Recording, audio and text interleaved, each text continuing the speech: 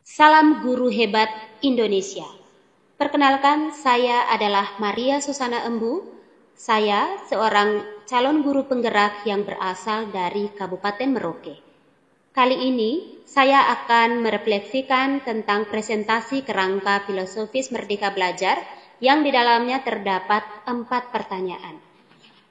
Pengalaman baru yang saya dapatkan setelah mempelajari secara mendalam tentang pemikiran-pemikiran Ki Hajar Dewantara adalah pendidikan adalah tempat persemaian segala benih-benih kebudayaan yang hidup dalam masyarakat kebangsaan.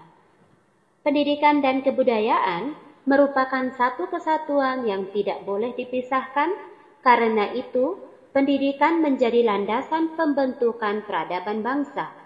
Maka pendidikan itu tidak boleh statis, melainkan harus terus bergerak sesuai dengan kodrat alam dan kodrat zaman. Pendidikan harus terus berubah sesuai tuntutan zaman. Perubahan ini harus berkesinambungan dan terpusat pada anak.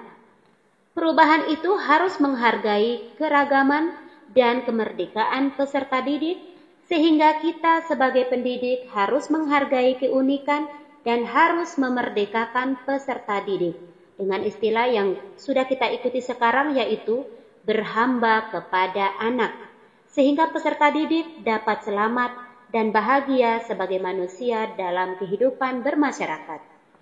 Pendidik harus dapat menuntun peserta didiknya agar tumbuh sesuai kodratnya sebagai anak-anak, sehingga anak dapat memperbaiki lakunya, hidup, dan tumbuhnya kekuatan kodrat anak, karena anak bukan kertas kosong yang bisa dibentuk sesuai keinginan orang dewasa.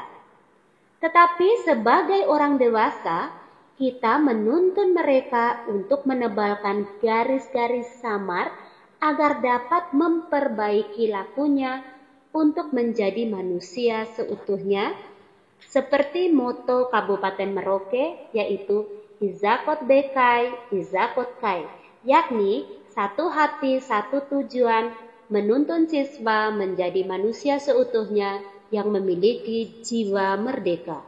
Pendidik itu harus menjadi seperti petani, dan anak-anak adalah benih-benih tanaman. Misalnya petani menanam padi. Ia hanya bisa menuntun tumbuhnya padi. Ia memelihara, ia dapat memperbaiki kondisi tanahnya, membasmi hama yang datang menyerang tanaman padinya, dan lain sebagainya. Petani tidak dapat memaksakan kehendaknya.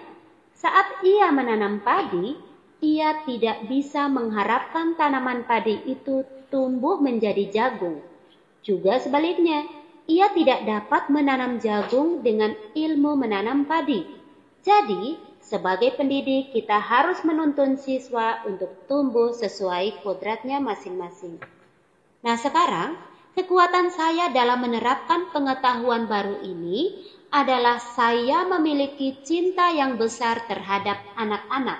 Saya memiliki jiwa pembelajar dan selalu siap menghadapi perubahan sesuai tuntutan zaman. Hal-hal yang perlu saya ubah dari diri saya agar dapat menerapkan pengetahuan dan pemahaman baru ini adalah saya harus belajar untuk tidak memaksakan kehendak saya agar anak-anak bisa tumbuh dan berkembang sesuai bakat dan minat yang dimilikinya, bukan sesuai keinginan saya. Lalu, saya harus bisa menuntun anak sesuai dengan kodrat alam tempat lingkungan dia tinggal. Saya juga harus bisa mendesain pembelajaran yang menyenangkan sesuai dengan kodrat anak, sehingga mereka bisa belajar secara merdeka dan dapat menjadi manusia seutuhnya. Saya juga harus bisa mendidik untuk mencapai suatu perubahan yang bisa dirasakan oleh siswa tersebut. Dan perubahan konkret yang akan saya lakukan setelah memahami pemikiran Ki Hajar Dewantara adalah memberikan kesempatan kepada siswa untuk belajar secara merdeka dalam menuangkan ide-ide kreatifnya. Menuntun peserta didik sesuai dengan bakat dan kemampuan yang dimilikinya. Kemudian dalam kegiatan pembelajaran saya akan menggunakan teknologi yang sedang berkembang karena belajar itu bisa belajar kapan saja dan di mana saja. Saya juga nantinya akan menjadi guru yang menghamba kepada peserta didik, yaitu mencintai peserta didik sesuai dengan kodrat yang dimilikinya. Inilah refleksi yang dapat saya sampaikan pada kesempatan kali ini. Semoga kita sebagai guru Indonesia dapat menjadi guru-guru yang hebat yang bisa menciptakan perubahan bagi peserta didik kita dan kita dapat menghamba pada peserta didik. Terima kasih.